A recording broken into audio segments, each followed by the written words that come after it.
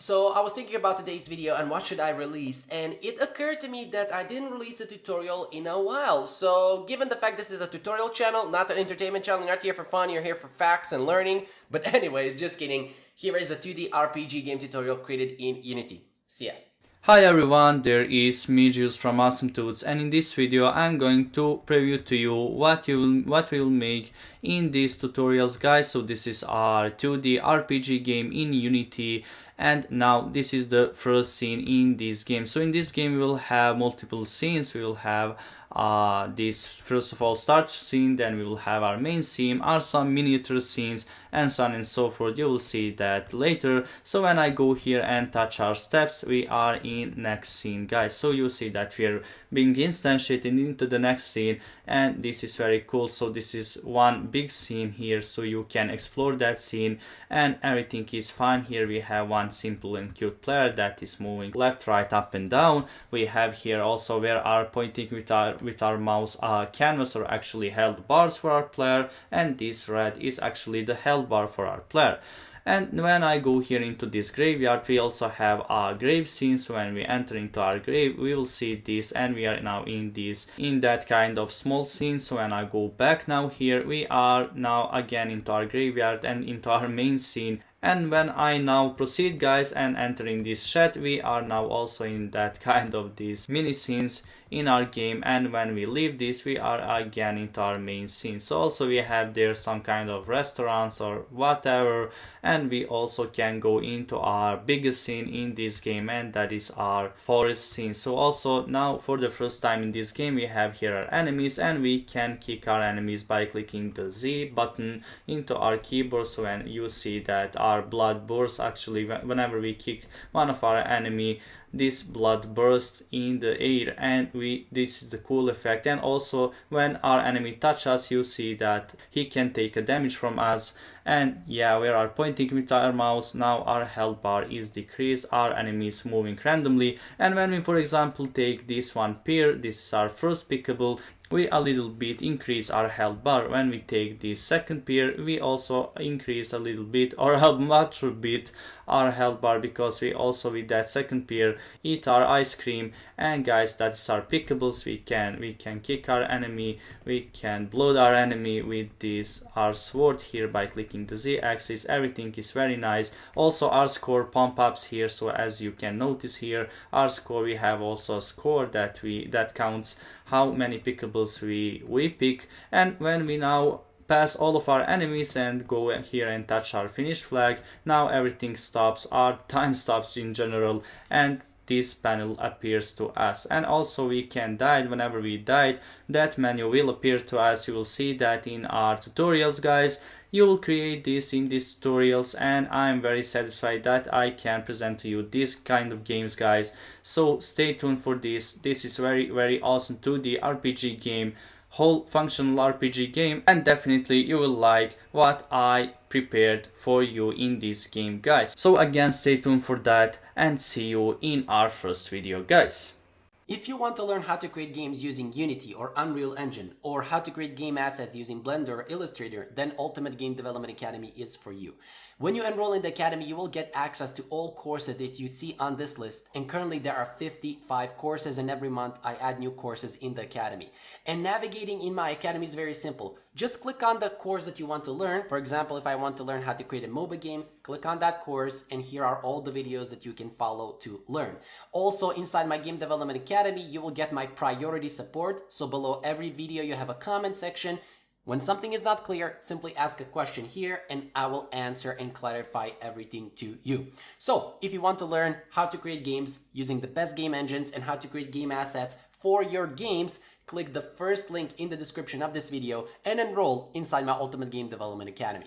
Hi everyone, there is me Juice from Awesome Tools, and in this video, as the title says, we will import the assets and organize our project. So in this video we will do that, and this is our 2D RPG game. So when we go here into the assets, and yeah, we have there a bunch of folders here, guys. So as you see, we have animations, art, forest prefabs, grave prefabs, main scene prefabs, maps prefabs, chat prefabs, sounds, start room prefabs, and tile to Unity. Okay guys, what all of these are, as the name says, so we have also an animations for our player. So we will animate our player, animate our moving our player, animate attacking of our player, and so on and so forth. So also our enemy, or I think, yeah, no, so excuse me, just I think our player will be animated here. So we have everything. In the art we have sprites for our game. And then it comes the main part. I created our prefabs like I always do. So I created the prefabs of our 4 scenes that we'll have in this game. So first scene will be the start room prefabs, and you can imagine in the start room prefabs we have everything that we need in that scene. So that is our starting scene, starting room, and actually all of our game object that we had in that scene we converted to the prefabs in order to we can now easily drag and drop or import to our scene, and everything will be much easier and better. Okay, so first of all, as I said, this is going to be our first scene, and yeah, we are going to import this into our scene. So first thing that we need to import is the start room design. So when we import this in our scene, you see that this is one simple room. So we have there a couple of game objects. So when we click on this start room, we see that this is a simple game object that have this tile map script attached on that game object. So actually also one thing that I need to mention you is these tile map scripts. So actually when we go back here to these assets, when we go to the tile to Unity, and when we go here into the scripts editor or runtime, you can choose whatever you want here. You see actually how many scripts we have here, and actually these scripts is all about grids, layers, designing stuff, all of these tile designing stuff. This is that kind of script. So for that we do not want to present this kind of scripts in this tutorial. We will present just the script. So we will have also a lot of scripts in this game, but we will present just that script that is connected to the main behaviors here in this 2D RPG game. So that is the thing that I wanted to mention you. So actually these scripts about I don't know how to say, about tiled maps, style in general, we do not want to present because this is the dry mathematics and physics, and for that we do not want. So you see from the variables, you see here that there we need to provide orientation, stature axis, and all of these integers. You can also go in that script and see that dry mathematics and physics. Okay, now moving on, this is our start room, and our start room is attached by this tile map script. Okay, then we need to go in or maximize this room that we have here. So first thing that we need to explore is this tile layer, or actually when we deactivate this is actually something around our walls. So this is our layer. And yeah, also this have these scripts that this kind of script that I mentioned to you about tiles and tile maps and so on and so forth, layers. And also we do not want to explain that. So everything we prepared here as a prefab. So if you want to follow this tutorial, you just need to import that, to drag and drop that prefabs into our scene, and you won't have a problem with this stuff. Then objects. So this is our object from the room, or actually yeah, this is the walls and our library. So we have there some kind of library or books or however, and this is connected with our walls in our room. So when we deactivate this, we see what our objects are. Then it comes the decoration. So this is actually there are chairs, table, and whatever, carpet. So this is our decoration. So when we click on that decoration, we see actually what here is the body. So we see from the colliders, we see that actually in this decoration, just this chair, table and these chests have the colliders. So when we go here into the decoration, explore this, we see that we have the collision that is actually our polygon collider 2D that's put just on these 3 game objects. And now I think it is all of this is understandable to you. So also it depends the same thing for these objects. So just here are walls and library, and this I don't know what this is, have the collider, have the body actually, and we cannot go through this, of course, because this have a collision, or actually polygon collider 2D, that we snap and position very well in this game. And guys, that was that for the start room actually designing scene. Then we also need to go back to our start room prefabs and import also this rest game object. So actually I now need to drag and drop our canvas, and when we actually maximize our canvas or focus on our canvas, we see that this is nothing except these 3 health bars. And actually also one thing that I need to mention you is that we will use just this red health bar, because this is going to be a health bar for our player. These other 2 health bars won't be in game, won't have any functionality because of what? So actually you can, for example, pass here that this green bar will be for our enemy health, but anyway I prepared just this red bar for our player. If you want to, for example, make a health bar for our enemy, you can do that by copy the code and paste it right for our enemy in the enemy script, and you can connect this health, for example, green health bar with our enemy health, and you can also add as much as you want healths and this health bar. Okay guys, also we have there a missing script, so as always, so yeah, I made a mistake, I click on edit script, but actually we need to remove this component because we don't want to have any missing scripts on our game objects. When we go to our canvas, we have there a death menu, so when we activate this is simple text that says to us game over. So whenever we die, you can imagine we will activate this panel, and this panel will cover all of our main camera area of our main camera. HP bar, these are health bars that we have here. And then yeah, last one, event system, and that is so far that for our canvas. Then second thing that we need to import here is our return. So actually what is this return? So when we focus on this, we actually need to position this return right here. This is nothing but position. When we go back to this scene from some other scene, we will instantiate our player just on this return game object, return position. And yeah, we also need to remove this missing script from this game object.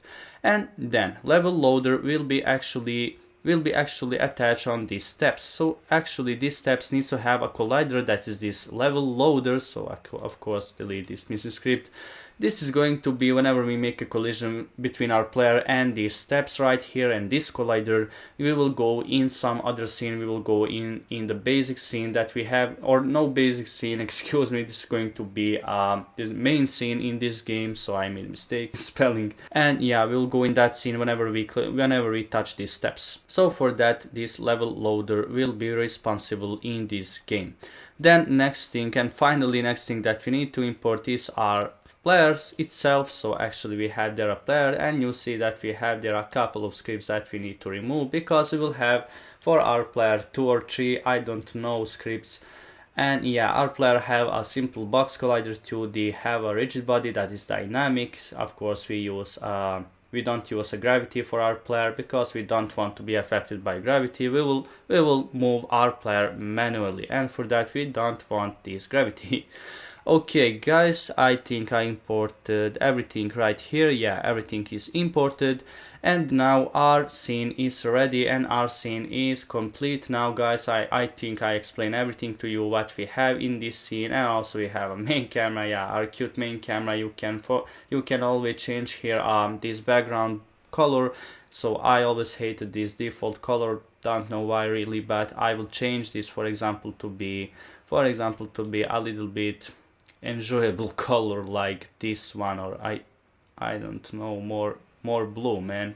Yeah, we can pass here more blue, and whenever we go in this game, we will see this in our game. And yeah, that's so far good. And don't worry about these health bars that cover our start room scene, so this can be fixed very easy. So whenever we go into our canvas, and we just need to change here from screen space overlay to the screen space camera and attach our main camera on this empty slot in order to our now canvas be on area of our main camera. Of course deleting this missing script because previously I made a mistake. And now when we go in the game, this canvas is behind our start room. But anyway, we'll fix that in some next video when we're going to use our movement of our player and our start room itself. But this is so far good for our start room, guys. But this is for now so far good, guys. And now we need to move on with some next scenes. So I will simply save this scene. And of course, because this is also the video about organize our project, so I don't talk much about the organizing the project, but this is the one of the important things in the game development in general. So actually when we organize our project, it will be very easier to work on that project. So that is the fact. And when we actually give the name to every folder, put our scripts and our scenes in separate folder, everything will be easier. We can do the work faster and more efficient. In difference, our project is not organized. So also we need to go here into our scenes, and because this is the start room scene, as I said, this is the starting scene. As I said on the beginning of the video, we will of course give the name to this scene to be just the start room scene. So actually we will just name this scene start room and click here ignore in order to ignore the reloading of this scene. And yeah guys, this is that for our scene finally. So I will one more time save this and go back to our scenes, and now I will go here, right click here, go to the create, and simply searching for the new scene in order to create a new scene. So new scene will be actually our main scene. So we'll simply pass here, so no main menu, I made a mistake, there is a main scene, excuse me. And now when we go into that scene, now we need to go into our assets, then again assets, and then we need to pass here or enter in this main scene prefabs.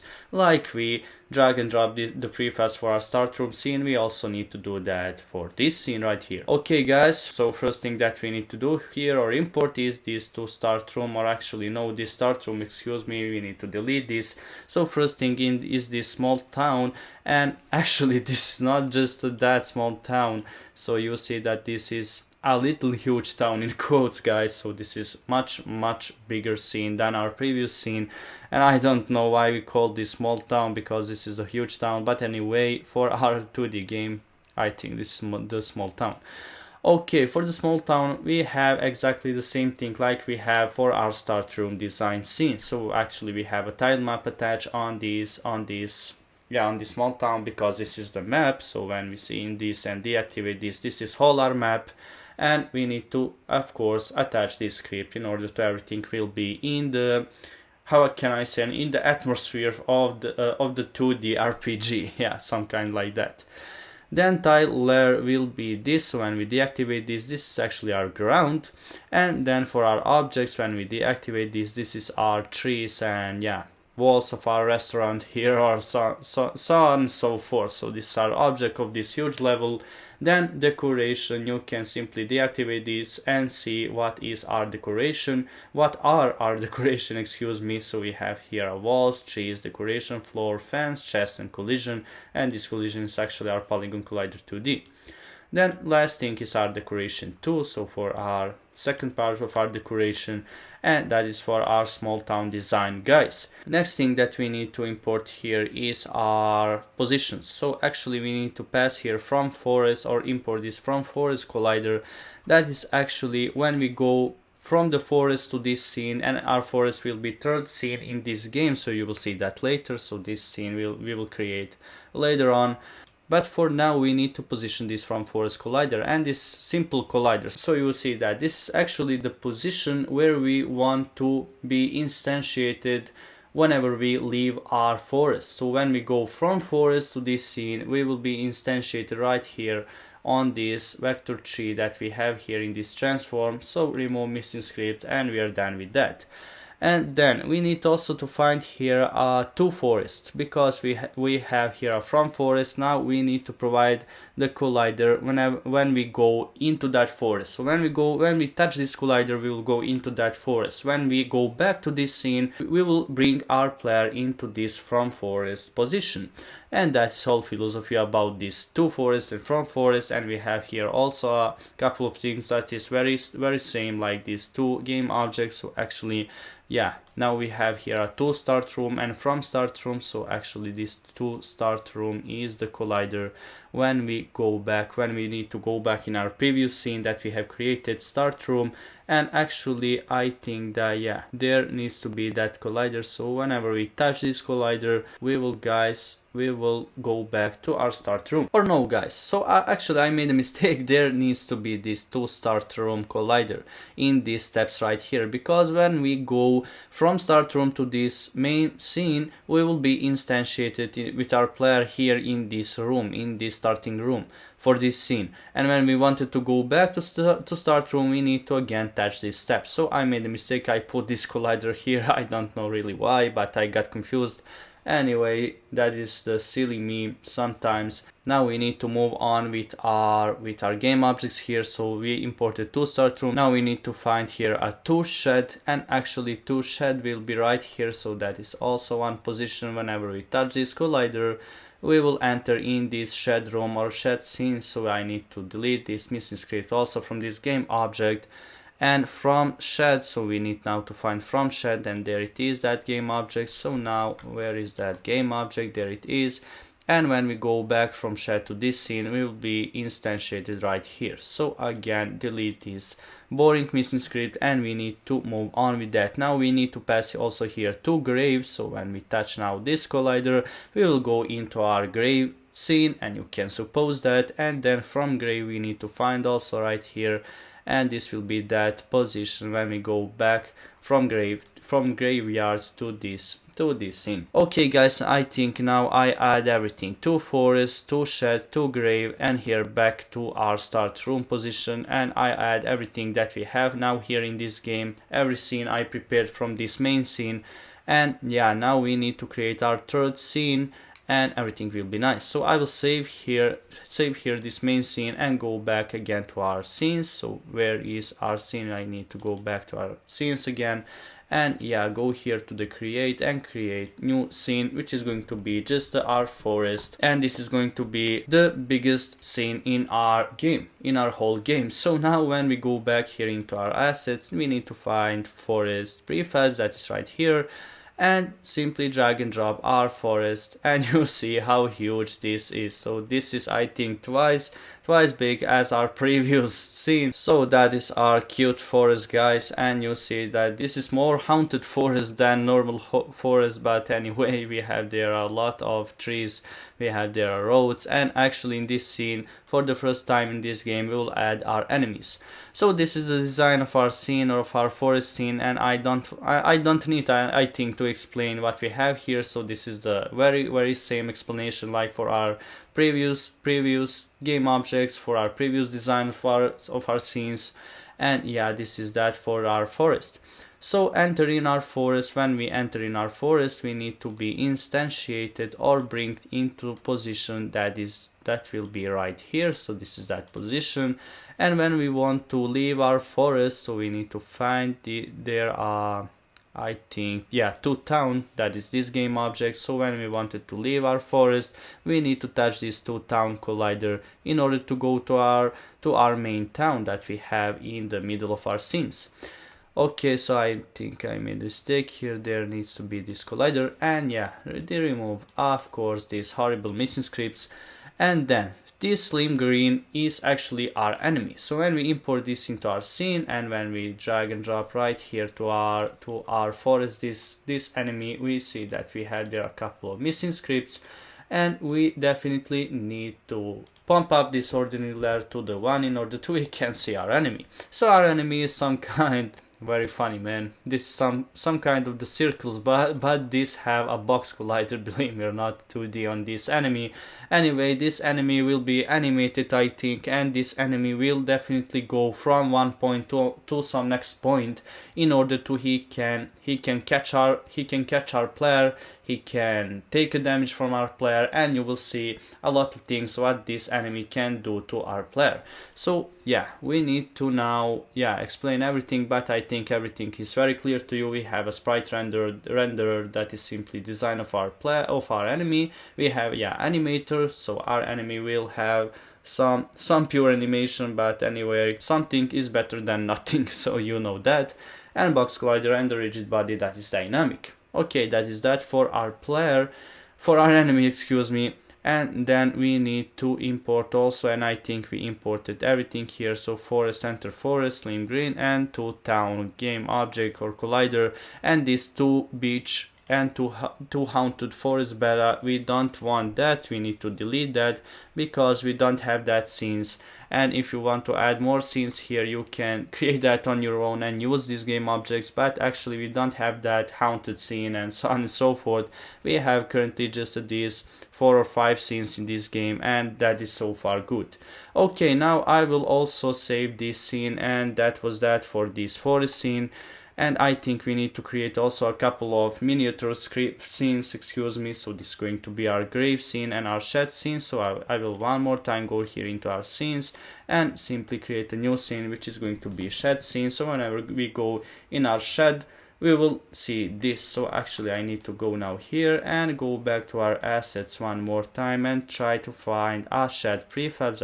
That is just here. So small shed. You see what our shed is here. So in this shed we have just these steps.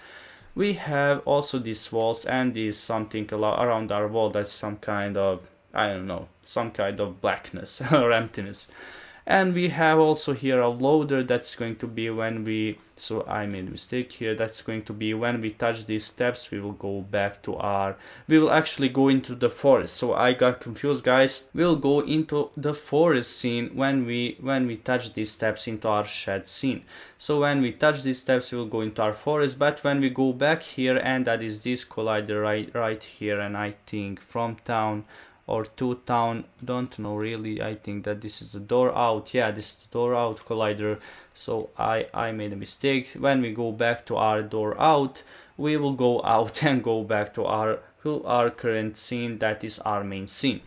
So guys, also we need to import it here, I think camera, because we don't have a camera, I think proper camera, or actually we have that, we already have a main camera, but anyway, we imported this camera. And then door out, and this from, I don't know what this from town is really. So actually when we go from, or actually I know.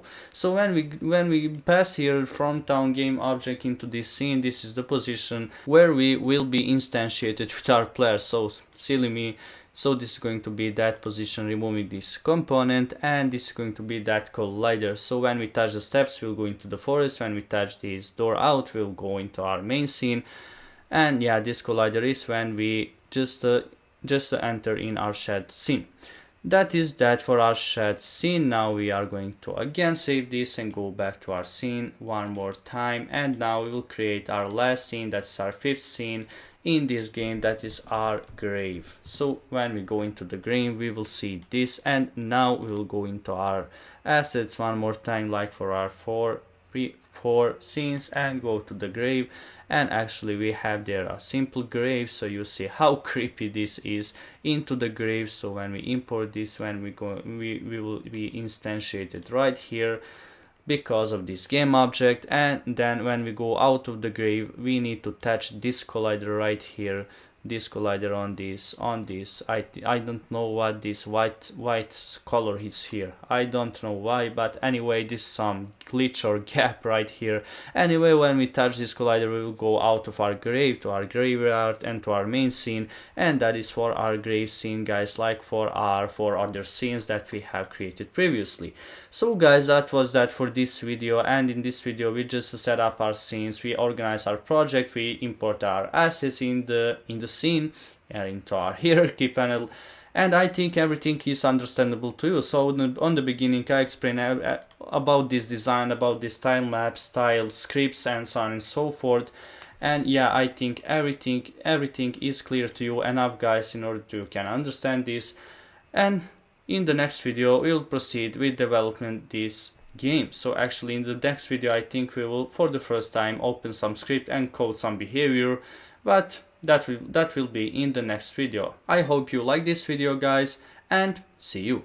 Hi everyone, there is Mijuice from Asymptotes, and in this video we will take a look at our player movement in our game. So in previous video you saw that we import every assets that we have in this game, we prepare every scene, we set up everything, and also along with all of that we import our player that is right here in the starting room scene, the starting scene. And actually now it comes the time that we need to program and to program the behavior of moving our player. So actually we will make in this video that our player can move, and also along with that we will animate our player. We will make that along with that movement our player will actually have the animation of going into the left side, to the right side, up and down, and all of that will be done in this video, guys. So we will make that our player can move, and also we will animate our player in that path.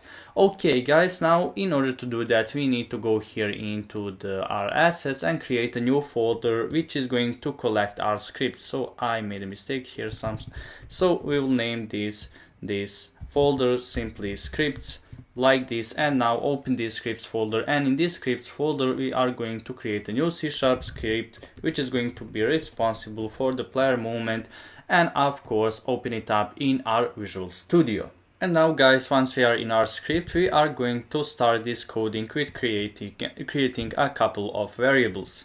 So first variable will be public and then float, and then this is going to be the speed of our movement. Then second variable will be public game object and then panel. So this is going to be our panel. When we make a collision between two game objects, this panel will be activated, but that behavior we will code in some next tutorial. Next variables are private. So first variable, that's the private, is our animator variable. So we are going to take the reference from our animator and we are going to simply call that variable anim. Then second variable will be private rigid body 2D, that is the body of our player, and we are simply going to name this variable my body. Then second variable will be private and then boolean variable, so boolean, and of course I made some mistakes here in the spelling. So boolean variable and then player moving, so you can imagine this variable will detect if we are moving or not with our player. Then second variable will be public vector 2, so that public variable we will position right here in the public variable. So simply pass it right here, so public vector 2 and then last move. This is going to be the name of this variable, and then moving on with our private variables. So then we are going to pass here private and then static, and then again boolean variable which is going to be player exists. So player exists, and this is going to check if our player actually exists into the scene. So then we are going to again use our private boolean, so private boolean, and then this is going to be attacking. So this is going to check if we are attacked with our player, and then again, so no private, excuse me, there needs to be again public, and that public we will position right here into the public variables. So public and then float, so this is going to be the float variable that represents the time of our attacking. So we are simply going to pass here attacking time, and it's going to be that variable. Then second variable will be again private, so private and again float, and this is going to be attack and then time counter. So this is going to be the counter of that attacking time. And then last variable will be public, and it will going to be public string, so public string for the first time, and then start point. So this is going to be that variables, guys, for this script. And of course, I want to mention you that we will not use every of these variable in this tutorial, because we will use some of them in some next tutorial, but we will use, of course, the majority of these variables, because we need that into this coding, and we need that for our player movement and player animating and so on and so forth. So now, of course, guys, in the start method, as always, we initialize variables in our start and awake methods. So we will do that just to end now. So in the start method, we are going to take the reference for our anim, that is our animator. So we are going to pass here get component, and in the angular brackets it will be animator component, and up this with the parentheses and semicolon, and we are done for that. Then second variable will be for our rigid body in the exactly same way like we pass for our anim. There will be rigid body 2D, of course, because it's the 2D game, and we are also done with that. And then we are going to open the if statement, and in the if statement we are going to pass if our player exists. And actually, if our player exists, and when we add here exclamation mark behind this text, what does this now means? And I explained that in the numerous of my tutorials, but anyway, I will explain once again. So actually, if we add exclamation mark into some if statement, that exclamation mark makes that if statement opposite. So actually what here is in the if statement, there is player exists, if player exists, and when we remove this exclamation mark, now this means if our player exists, then we are going to do some code, then we are going to execute some piece of code. But if we add exclamation mark, this now means if our player doesn't exist. So if our player doesn't exist, we are going to execute piece of code down. So actually what do this exclamation mark into if statement simply makes the statement opposite. So what is in that if statement, this exclamation mark will do that this is the opposite. So now this means if our player doesn't exist, we are going to pass a piece of code that starts with our player exists variable. We are going to bring that back to the true because it's the boolean variable, and then we are going to pass don't destroy on load method that is connected with our game manager. So this simply means that do not destroy the target object when loading a new scene. So actually this allows to us that we can transfer that player into some other scene, and you will see that later when we use actually that for continuation. So when we touch our steps, we are going into some next scene, we are going into our main scene that is the bigger for our starting scene, and actually this don't destroy on load will allow that continuation. So our player can now go into some other scene with all his body, with all his functionality, colliders and so on and so forth. So that do this don't destroy on load, and this is the method, and in that method we need to provide our game object that is transform.gameObject, that is our player, and we are done with that, guys. So now into our else statement. So now if our player actually exists, we are going to destroy that. So actually we are going to pass here destroy and then game object like this. So guys, now as I said, this is connected with our game manager. So if our player doesn't exist, so if we go into some other scene and if our player doesn't exist, we are going to pass that our player now needs to exist, and then don't destroy on load. That will mean that we can go into some new scene with our player because we add that player into the parentheses, and then in the else statement we are going to destroy that game object, and that is that for our start method, guys. So now we need to go into our update method, and in the update method, first thing that we need to do here is passing that player moving is equal to false. So you will see later why, and then we need to move on with our update method that starts with our if statement. So in the if statement we are going to again use our exclamation mark and pass here attacking. Now this means that if we are not attacking, so you now know what does this exclamation mark do in the if statements. And in this if statement we are going to open a new if statement and pass in that if statement input.getAxisRow. So get axis row, and in the parentheses we are going to pass horizontal, so like this horizontal, that's going to represent our horizontal movement. I forgot here an O. So horizontal by hard coding, and then outside these parentheses we are going to check if this is greater than 0.5. So 0.5, and then we are going to pass F because this is the float, and we are going to use our OR operators. So if you follow some of my tutorials also here on Asymptotes, you probably know what does this OR operators means, but I will explain that later on when I now finish this if statement. So OR operators, and we are again going to actually copy and paste this. So copy and paste it right here, and then we are going to, instead here of greater, we are going to pass here negatives or less actually, so no negative but less. We are going to check if this is less than 0.5, but now 0.5 needs to be in the negative number, and then this will be that if statement. So actually guys, we are done with that if statement. Now we are ready to open these curly brackets and start with coding some behavior now here. But before that, guys, I need to explain what does this OR operator mean. So actually this OR operators, these two bars here, simply makes that one of these if statement needs to be true in order to down code will be executed. So just one of these if statements.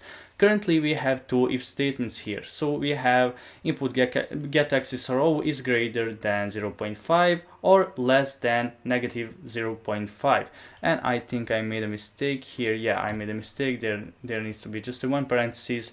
So in the OR operators, this OR operator simply means that we need to have just the one true if statement if we want to downcode will be executed. So just the one if statement needs to be true if we want to downcode will be executed. So actually, if this is true, we are going to execute piece of code down here, even though this is the false. But in the case this is the true, even though this is the false, downcode will be executed. But in the case both of these are false, downcode of course won't be executed. So that's one logic thing from our programming language. And then what we are going to do, if one of these is true, we are going to take our my body, that's our rigid body of our player, and take our velocity and store that into the new vector 2. So new vector and then 2, and into the parentheses for the vector we are going to pass here input and then again get axis row. So in the by hard coding we are again going to pass here horizontal movement, and then outside of the parentheses we are going to multiply this, or no parentheses man but multiplier, and we are going to multiply this with our moving speed, that is the first variable in this coding. And then we are going for the second parameter, that is the y-axis, we are going to pass my body dot velocity, so dot velocity dot y, and we do not want to touch our y-axis, in this case just the x. So then guys, we need to use again our player moving variable and convert that to the true, because now we are moving with our player. And then last move variable, that is also one boolean variable, we need to go here and store that into the new vector 2, excuse me, I almost said 3, but it will be 2, and then into the parentheses we are going to pass for the x-axis input.getAxis row. So again we are using that horizontal direction, so horizontal movement, and then for the second parameter, that is for the y-axis, we are going to pass this 0.f, because again we do not want to touch our y-axis in this case, because all of these are about horizontal movement, and for that we are not touching here y-axis. So guys, that was that for this if statement. Then we are going to do the almost exactly same thing like for our horizontal movement. So I will go here simply and copy and paste this code right here, and actually I will paste this into, again, if we are not attacking, just instead here of horizontal, now we need to pass here a vertical, because we coded everything about the horizontal, now we need to code something about vertical. And in the vertical we are going to again check here if we are moving more than 0.5 on the vertical, or if we are moving less of the minus 0.5, we are going to execute piece of code down here, and piece of code down here will be actually for our y movement. So we touch here in the horizontal everything about x-axis, because this is the horizontal movement, but in the y-axis, that is for the vertical, we now need to go and code that behavior. So here also instead of the horizontal there needs to be vertical, and then also here for the horizontal convert that to the vertical. And now guys, because this first parameter is for the x-axis, but we said that we need to now change for the y-axis, we are going to copy that and delete from here, and actually we are going to delete everything here, and just for the x-axis we are going to pass here my body dot velocity dot x, so like this dot x. And for the y-axis now it comes that time that we need to pass here get axis row, and for the we are going to multiply that with our moving speed that we have prepared right in the variables. So again, player moving is true because now we are moving on the y-axis, and for the last move we are going to, instead here of the x-axis, we are going to pass here for the y-axis that we want vertical movement, but for the x-axis we are going to pass 0.f because we do not want to touch x-axis in the case of vertical movement. So that is whole philosophy about these movements, guy. If we are not attacking, so if we don't have a sword, and if we are not attack our enemy, crushing our enemy with that sword, we are going to move with our player. And that is that, guys, about this, as I said, horizontal and vertical movements. Okay, then moving on, we are still if we are not attacking. So if we are not attacking, now we are going to again use our if statement. So we are going to simply copy this if statement. If we are not attacking, not outside of that if statement, so don't make a mistake. And then here we are going to pass again if we are moving more than 0.5, and if we are moving less than 0.5. So actually here we need to change. So we need to change now if we are moving less than 0.5 in the horizontal movement but positive value, or if we are moving more than, so actually greater than minus 0.5. So now we are going to make the things opposite, otherwise our player will just slide away, and I will explain that later, but let's now code that behavior. So I will open the curly brackets, and now here guys we just need to use our my body or rigid body of our player and then dot velocity, and then we are going to store that again into the new vector 2, and in the parentheses we are going to provide a 0 point, so just a 0, excuse me, not point, so 0f for the x-axis, but for the y-axis we are going to pass my body dot velocity dot y, simple as that. So guys, what we did here, so if we are moving on the horizontal movement less than 0.5, or if we are moving greater than minus 0.5, we are going to simply stop our player onto the movement and then proceed. And we are going to do the exactly same thing for our y-axis. So for our vertical movement we are going to do the exactly same thing. So instead here of the horizontal we need to pass vertical, and also here for the horizontal we need to pass vertical, because now we are in command with y-axis, and for that here for the my body dot velocity we need to pass on the end my body dot velocity dot x, so for the x-axis, but we need to delete this first parameter because this first parameter needs to be on the x-axis, and then second parameter will be 0. Why? Well, because guys, if this happen for example on the x-axis, or if this happen, we need to stop our player, we need to freeze our player, otherwise our player will just slide away. And you can experiment with that and you can test that, and you will see what I'm talking about here. This was the necessary thing. And guys, I just now see that I made a mistake here. So actually there we need to pass AND operator, and in the AND operator, when AND operator is in the if statement, actually that means is if both of these is true. So if both of these statements are true, we are going to execute piece of code down here. That depends upon also for this second if statement. So actually if both of these are true, then just in that case we will execute this piece of code. But if for example if this is false and this is true, down code won't be executed because one statement is false. And I think now you understand what is this OR operators and AND operators means in the if statement. So now guys, I forgot to do that. Don't get me wrong. So actually I got confused, and now I do that. So actually if both of these are true, we are going to freeze our player on the x-axis, and if both of these also are true, we are going to freeze our player on the y-axis, otherwise our player will just slide away in that point or in that direction. Okay guys, now I think that was that for our if we are not attacking. So we set up our movement of our vertical and horizontal movement if we are not attacking. Now we can go outside of this if we are not attacking statement and create a new if statement, which is going to be attack time counter.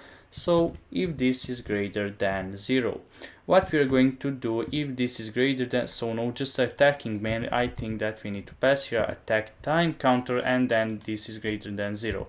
So if this is greater than 0, we are going to simply pass here attack and then time counter, and we are going to decrease that with time dot delta time. So we are going to decrease that every frame, or actually not every frame, but if in the case this attack time counter is greater than 0. So then we are going to again use this if statement, but in some other way. So now if our attack time counter is less than or equal to the 0, so now in this case we are going to open the curly brackets, and then we are going to say attacking is equal to false. So now this is the false because we are not attacking anymore. Our attack time counter is below our 0 or equal. and then we are going to call our anim. So actually for the first time in this game we calling our animation, we code that behavior. So then we are going to pass here set bool and open the parentheses, and we are going to pass here player attacking, so player attacking, and then for the second parameters we are going to pass a false, because now we are not attacking and we are going to stop that animation when we create that animation later on. Okay, then actually guys, we need to use our anim variables, so multiple times. So here for the set float we are going to pass set float, and when we point it with our mouse on this set float, so I will open the parentheses, this send float values to the animator to affect transitions. And I hope you understand what I'm talking about here. So actually we just here setting the float of our animation, so you see that this takes two arguments, that is the integer ID of that animation clip and then float value. Okay, so for the ID, that is the name of our animation, we are going to pass in the hard coding X moment, so move on the X. So I made a mistake here, man, so move on the X. And for the second parameter we are going to use our input.getAxisRow again, so the getAxisRow, and then horizontal movement will be for our float value, because we are going to use on into that direction, and we are going to copy this multiple times. So we are going to copy this one time, and just for the instead of the x-axis we need to pass now for the y, and here instead of the horizontal, because now we are dealing with the y, we are going to pass a vertical, because this is the y directions. And then we are going to again paste this same code, and instead of the set float we are going to pass here set bool, because now we are setting the boolean, and into that method we are going to delete these two arguments, and first argument will be again by hard coding we are going to pass here player moving, so player moving, and then for the second parameter it will be player moving variable that we have created, that is by default I think true. So then we are going to again use this, or actually copy this animator setting bool function, and then copy right here or right below, and then instead of the player moving we are going to pass here last move x, so last move x, and then for the second parameter that takes the boolean parameter we need to pass here last move and then x, because this is the vector3 variable, and then we are passing here dot x. So dot x, and I get here an error, why I don't know, argument cannot convert from float to the boolean. And guys, we get here an error, and we need to have this variable as a vector, because now we are using the x-axis. So when we go above here, but this variable is a vector, and I don't know why we get this error. And yeah, I spot the problem, so we are setting here a boolean, but we need to set here a float, because we passing here float variable, and then we passing here actually the vector2 variable, but we are dealing with x-axis that work with floats, and for that we need to pass here set float, otherwise we will need to pass here a boolean variable, because we pass here set bool. So set float, and we are done with that. Then we are going to again use our anim, and then again use our set float.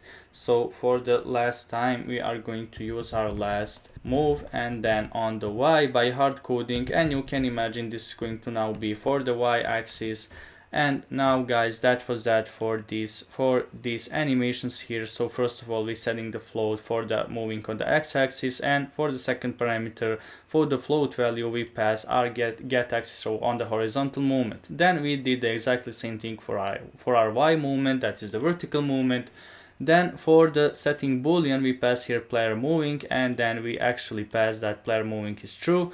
And then for the last two we pass last move x, that is going to be last move x, just the variable that we use for that last moving. And then we did the exactly same thing for our last move on the y-axis. So guys, that was that for this script. So far for this script, because in the some next tutorial we will proceed with development this player movement script, but I think this is enough for testing our player movements. So I will simply go here, save this script, and go back to the Unity editor. And now guys, before every testing, of course, as always, we need to go here into our player, and before everything, as I said, we need to attach this player movement script on our player, and we cannot do this like this, so we need to go here into the add component and search for our script, and that's our script. So moving speed, we need actually to specify here these integer and float variables. So for the moving speed, we are going to pass here 6, because I think this is the perfect variable value for the speeding. And then for the panel, we need, actually this is going to be the panel when we win the game, I think, but anyway, let's leave this as empty because we don't need that definitely in this video. Let's move. Also, we do not want to touch this x and the y axis because we did everything in the coding in the Visual Studio.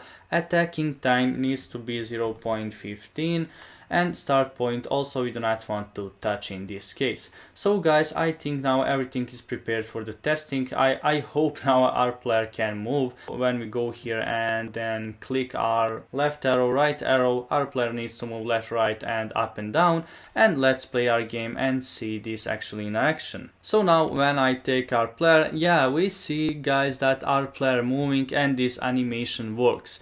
And actually I think that this will be more better and efficient if we maximize this on play. So when we go in the game and click this maximize on play, and then when we now play our game, this will be now in bigger panels. So notice now. So now guys, our player can move, we see, but we see one gap. When we go here into our carpet, we see that we are actually below our carpet here. So we do not want that, and that is the problem in our layer. So when we go back to our Unity editor, when we take our player, we need definitely to increase this ordinary layer to be, for example, 3. I think this will be enough for our ordinary layer. And when we again go in here and play our game, so now guys, everything works. You see that we cannot go through our walls, we cannot go below our carpet, and everything works. You see how nice animation we have for moving our player left and right, up and down. And guys, our code works. We did everything that we needed to do in this video. Everything works. We made the fact that we wanted to make in this video. I'm satisfied with this, and in the next video we'll proceed with development our player and our other behaviors, guys. So stay tuned for that, and see you in the next tutorial. Hi everyone, there is Mijuice from Asymptotes. And in this video we'll take a look at our camera following and loading a new scenes and transferring our player in some other scenes. So guys, we'll create 2 scripts for that behaviors. First one is our camera follow, and second one will be, so when we touch with our player these steps, we'll go in the next scene, that is our main scene. So if you remember, when we go back here to the scenes, this is that scene, so this is main scene, and actually we'll go in that scene when we touch our steps in the start room scene. So we'll be instantiated right here into this new room, into this main scene, and that will happen if we go back here into the start room and if we touch these steps with our player. And first behavior then that is the first behavior that we will create in this video. So then second behavior will be actually our following camera, because when we go in some other scene, you will see why we need this following camera, because our other levels are very bigger than this one. So actually there we don't need the following camera, because we see whole level, we cannot go more than this in the bounds. And actually, but when we go into some bigger level, we definitely need our following camera. So go back here into our scripts folder and create a new C# script, which is going to be load new area. So we are going to call our script like this, and then open it up, of course, in our Visual Studio. And now in this script, guys, we will have 3 variables. So first variable will be public, and then string. So this is going to be the string, and then level to load. So actually in this variable we will pass a level that we want to load when we touch our collider.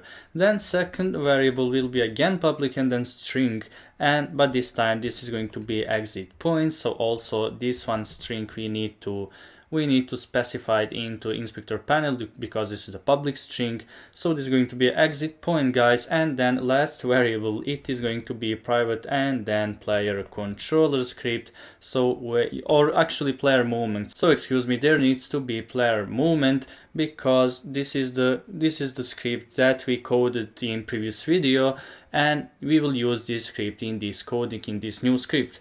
And actually we'll simply name this variable the player. So this is the instance of our previous script, and we will call that just the player.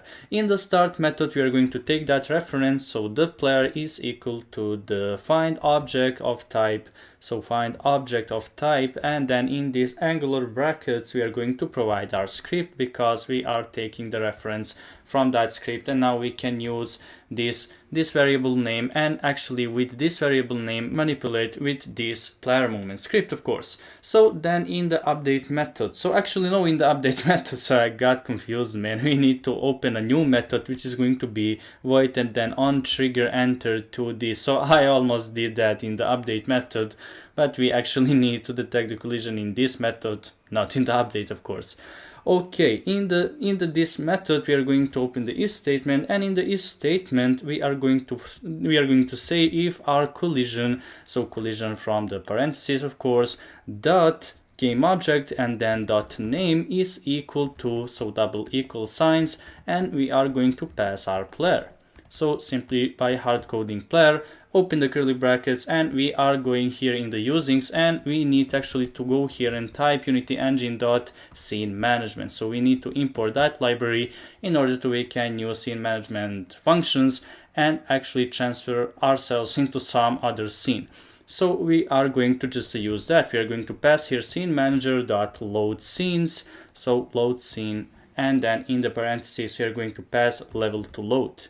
So level to load variable that we have created, that's our public string variable, and then second piece of our line of code will be the player, that is our player movement script dot start point.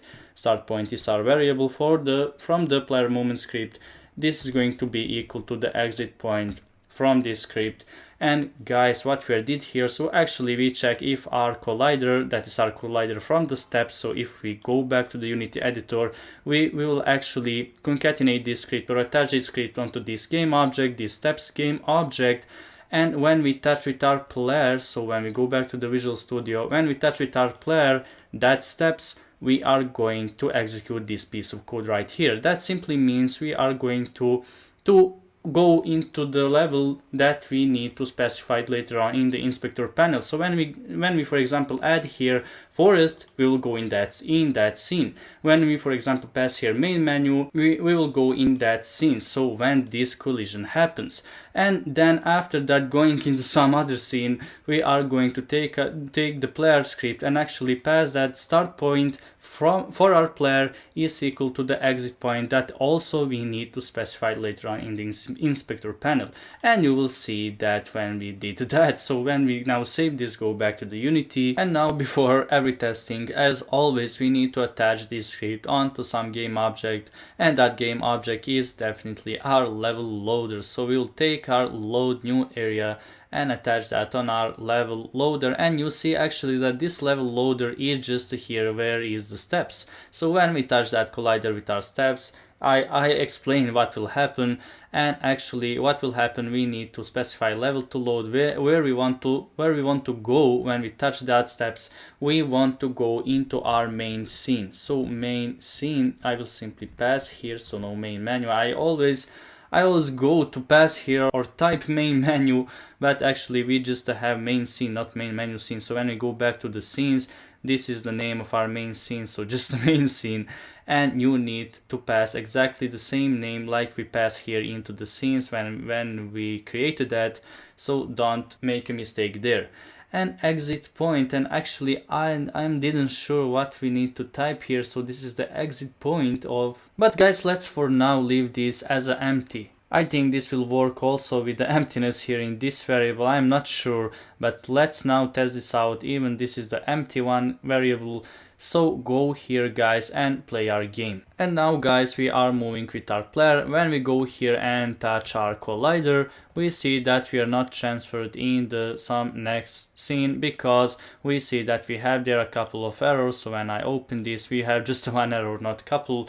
And this is the case, or this is the error. We didn't import in our build settings our new scene or scene where we want to go. So when we go here into the build settings, and we have just in these build settings our current scene that we have created, but we not add our other scenes, and we are going to shortly did all of that. So we are going to transfer this forest, we are going to transfer this grave, we are going to transfer our main scene where we want to go, shed scene, and our start room scene is already here. And now I think everything will work. So now we are going to go here and play our game. So now guys, when I go here and touch our collider, we see that we are transferred in the next scene, guys. But we are transferred in the very wrong place. But anyway, we are transferred there. And now second thing that we need to do in this video is creating a following camera, because you see that we have there, for example, more to go. We are moving to the left side in the more empty space, but actually our camera didn't follow us, and we do not want that. So turn off the game and go into our scripts folder, and like for our load new area, we are going to create a camera follow script. So camera follower, and we are going to of course open it up in Visual Studio and code that behavior. So now guys, we are going to start with our variables. So first variable is public, and then game object, and then follow target. So this is going to be of course our player, because this is the following target. And then second variable will be private, and then vector3, but this time this is going to be a target position. So we're going to simply pass target pose. Then second variable will be public float, and then this is going to be the speed of our moving, so speed of our camera.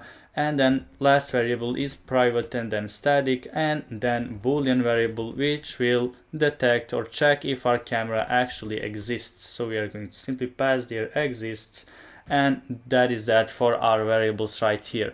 So guys, in the start method we are going to check in our if statement if our camera don't exist. So simply pass here camera exist, and if you remember, we add here exclamation mark. And if you remember, what does this exclamation mark do? You're in the good way, so you remember things, but I will one more time explain. So actually our exclamation mark in the if statements make things opposite. So now without exclamation mark this means if our camera exists, and with the exclamation mark this means if our camera don't exist.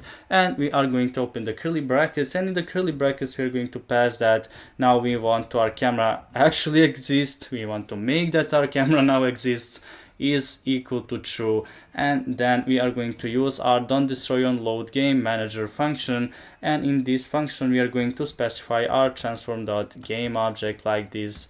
And guys, what we did here I will explain later. And in the else statement, now in the else statement, meaning if our camera already exists, we are going to destroy that camera, because we do not want to have two cameras in the game.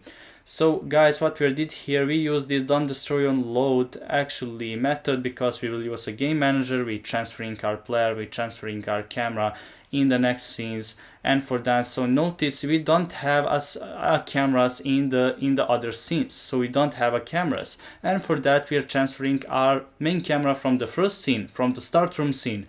And for that we are saying here don't destroy on load and transform.game object. So actually if our camera don't exist, we are going to make that our camera now exists, and we are not going to destroy our first camera from the start room, even though we are transferring in the main scene. So we are not going to destroy this first one camera.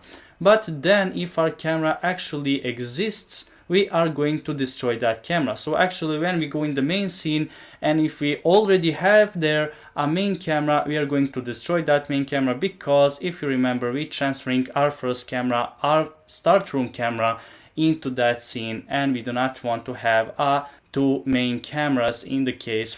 So if we already have the camera that exists, we are going to destroy that camera, because we transfer our first camera into that scene and we don't need two cameras. So now I think this is a little more understandable to you. So in the update method we are going to pass our target position, and this is going to be equal to the new vector3 again this time. And for the x-axis we are going to pass follow target dot transform dot position on the x-axis. So this is so nosy, man. This is on the x-axis, and we are going to copy this and pass exactly the same for the y-axis, because yeah, second parameter is always for the y-axis, and z-axis we do not want to touch, so we are going to simply pass here transform.position.z.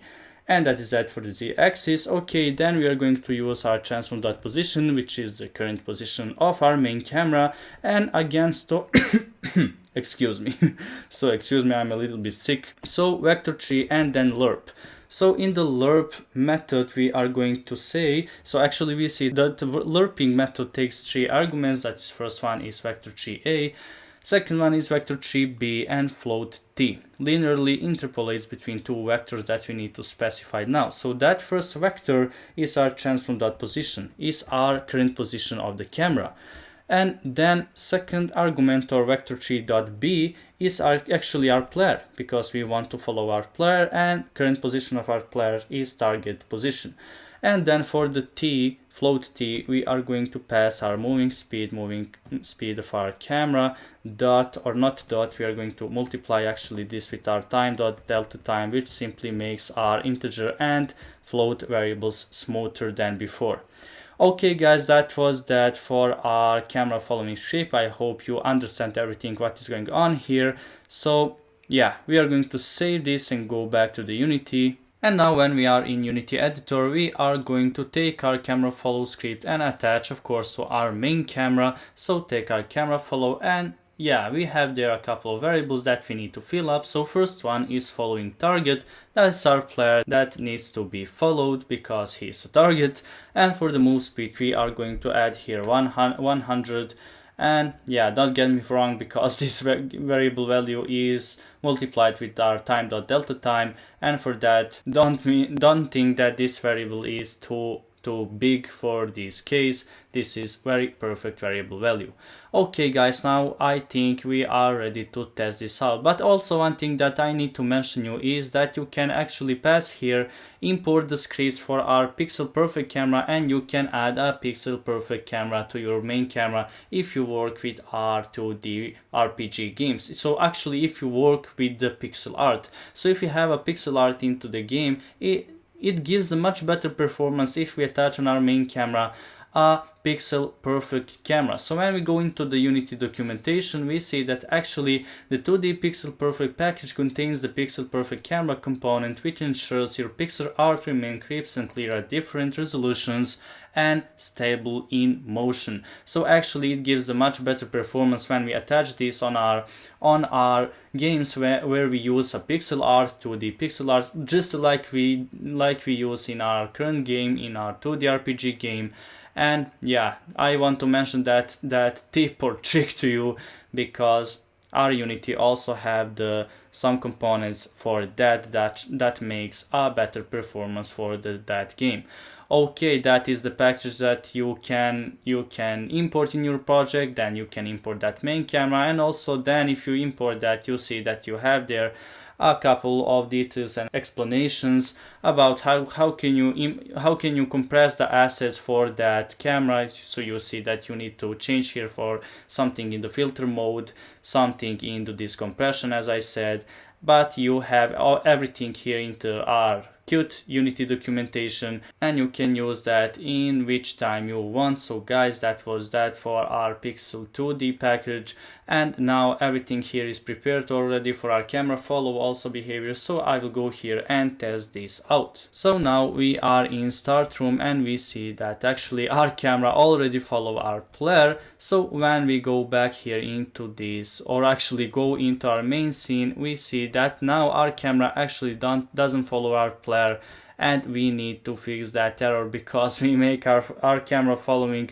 just because of this. But now we see that we are struggling with that, so we will cut off this and see what is the problem here. So actually we see there is 2 audio listening, and yeah, I thought that this is the problem. So when we go here into our scenes, so I will go here into the scenes, go to the main scene because we are transferring our player into the main scene. Save this first of all. So we need to delete this camera. If you remember, we said that we are going to transfer our first camera into the next scene, and for that we don't want to have 2 main cameras in this scene where we go. So simply delete that, and actually you need to delete main camera from all of these scenes, because we are going to use just that main camera from the first scene. We are going to transfer main camera wherever we go. We are going to drag with us that main camera, that just the one main camera, and for that simply feel free to go in all of these scenes and delete the main camera except the start room, because this is going to be one and only main camera. So now go back to our start room scene, and now I hope everything will work. So again, play our game. So guys, when I go into the next scene, yeah, now we see that our camera following works. So everything now works, guys. We prove what we did in our Visual Studio. Everything is very